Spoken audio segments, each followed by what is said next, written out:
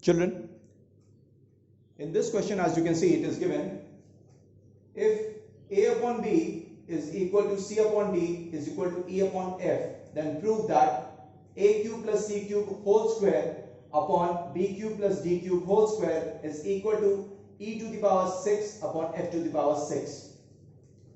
Now this is a question in which it is not a continued proportion that is given, but yes, there are three ratios that are given equal. So there is a proportion that is given in between three ratios. So again, this kind of question can also be proved by assuming the proportion equal to a constant k. So that means that if the question is related to continued proportion and you are asked to prove a certain expression equal to another expression, then in that case also you can take that continued proportion equal to a constant k, and the same thing can be done if there is a proportion that is given between two ratios or three ratios.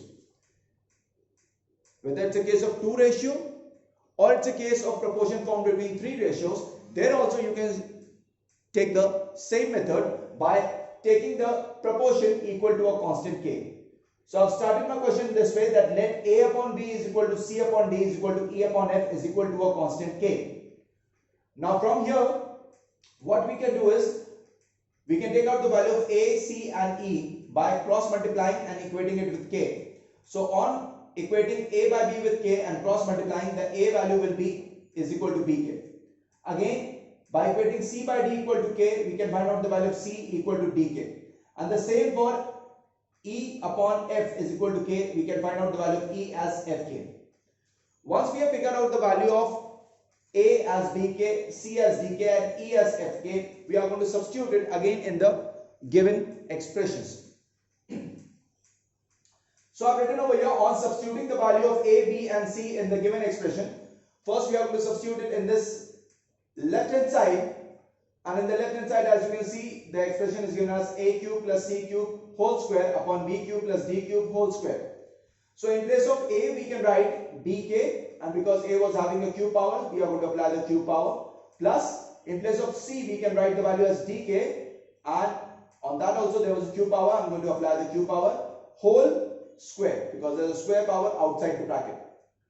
Then in the denominator part, we are going to copy it as it is, that is B cube plus D cube whole square, that we have copied as it is. Now if you apply the powers cube on these two terms as well as on these two terms, this term will change as B cube K cube plus this term will change as D cube K cube and whole square. And the denominator B cube plus D cube whole square will be copied as it is. Now after this, you can see that in the numerator part, these two terms are having K cube common. So from these two terms, I am going to take K cube common. Then from the first term, B cube is left, and from the second term, plus D cube is left. And then again, whole square. And the denominator part, that is B cube plus D cube whole square, will be copied as it is again.